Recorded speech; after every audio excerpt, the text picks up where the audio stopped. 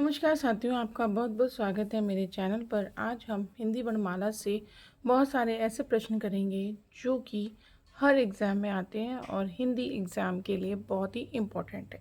बिना देर किए शुरू करते हैं और आप प्लीज़ मुझे कमेंट में बताइएगा आपको नेक्स्ट वीडियो किस टॉपिक पर चाहिए और आपको ये वीडियो कैसी लगी।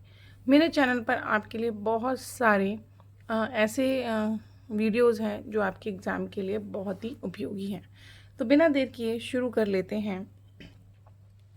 भाषा की सबसे छोटी इकाई वर्ण होती है। वर्णमाला कहते हैं किसको? आपसे पूछा जा रहा है तो आप बताएंगे वर्णों के व्यवस्थित समूह को। निम्न में से कंठस्थ ध्वनियाँ कौन सी हैं? कंठ वाली जो ध्वनियाँ हैं वो कौन सी हैं? कंठे ध्वनियाँ हैं का और ख, और आपकी ए और ए भी है।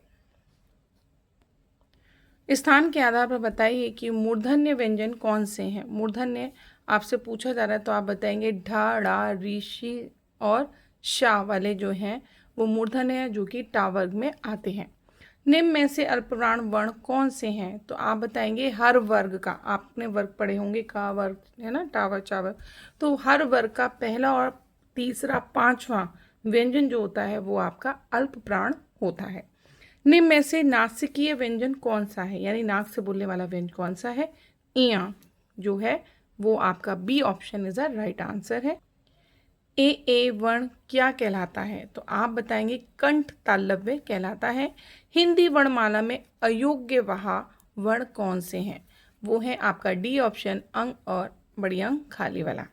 इन्हें अयोग्य वहा क्यों कहा गया ये आप बताएंगे। अयोग्य वहा इसलिए कहा गया क्योंकि ना ये स्वर में आते हैं और ना ये व्यंजन में होते हैं। निम्न में से बताइए कि किस शब्द में द्वित्व व्यंजन है? तो आप बताएंगे दिल्ली वाला जो वर्ड लिखा है वही द्वित्व व्यंजन है। कई बार द्वित्व व्यंजन छांटने को आता है तो आपको मालूम होना चाहिए। श, श, स और हा कौन से व्यंजन कहलाते हैं? संघर्षी कहलाते हैं। संघर्षी क्यों है? जैसे छोटी सी मैं आपको डेफिनेशन बता दूं, जिसे बोलने में संघर्ष हो रहा हो। संघर्ष यानी तकलीफ हो रही हो। जैसे शा इसमें थोड़ा सा है तो आपको समझ आ जाएगा ये संघर्षी हैं क्योंकि इसमें बोलने में संघर्ष करना पड़ रहा है। निम्नांकित में से बताइए कि नवीन विकसित ध्वनियाँ कौन सी हैं? खा और गा हैं जो नवीन विकसित ध्वनियाँ हैं। निम्न में से कौन सा घोष वर्ण है? घोष वर्ण है आपका माँ। उच्चारण करने पर स्वर में कंपन हो, जिसमें जैसे तीसरा, चौथा और पांचवा व्यंजन हर वर्ग का, वो क्या है? घोष है। देखिए मैंने आपको इतना इजी तरीका बताया है कि हर वर्ण का कौन सा तीसरा, चौथा और पांचवा जो व्यंजन है वो क्या है? घोष है। आपको याद रखना है। कौन सा अमानक वर्ण है? फ्रेंड्स, अमानक किसे कहते हैं? जो कि मान्य नहीं है हिंदी में। मानक शब्द क्या है? जो सही हिंदी लिखी जाती है। तो आपका सी ऑप्शन है जो कि मानक ने अमानक है। क, ग, ज, फ ध्वनियाँ किसकी हैं? अरबी फारसी की हैं। हिंदी में मूलतः वर्णों की संख्या कितनी है? 52 है। छा ध्वनियाँ किसके अंतर्गत आती हैं? संयुक्त वर्ण के अंदर आती है। आपको बताना है कि छा किन दो व्यंजनों से मिलकर बनता है। हिंदी शब्दकोश में छा का क्रम किस वर्ण के बाद आता है? तो आप बताएंगे ये आता है का प्लस छा, यानी शा से षटकोण वाला बनाएंगे और फिर ये का option is the right answer रहेगा। ज्ञा वर्ण किन वर्णों के संयोग से बनता है? तो आपका दो जो वर्ण हैं वो हैं बी वाला जो ऑप्शन है वो सही है, जा और यहाँ से बनता है। अघोष वर्ण कौन सा है? आपसे अब अघोष पूछ रहा है। तो अघोष है जिन ध्वनियों के उच्चारण पर स्वर में कंपन ना हो वह अघोष है।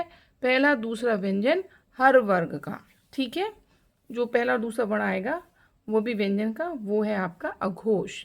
घा का उच्चारण स्थान कौन सा है? आप बताएंगे कंठ है, जिसमें आता है आ अंग का वर्ग का हर, ठीक है। इनमें संयुक्त व्यंजन कौन सा है? आप बताएंगे ज्ञा है जो है संयुक्त व्यंजन। निम्नलिखित में से कौन सा वर्ण दृष्टि से दंत नहीं है? ट, ट कौन सा है? दांत वाला नहीं है। त, न, द ये इसमें दांत वाले हैं, दंतव्य है, लेकिन ये नहीं है। टा का उच्चारण करिए, तालू से लग रहा है। जिन शब्दों के अंत में आ आता है उन्हें क्या कहते हैं? उन्हें क्या कहते हैं? तो आप बताएंगे अक्रांत कहते हैं। छा वर्ण किसके योग से बना है? तो का ऑप्शन सही है, का और शा।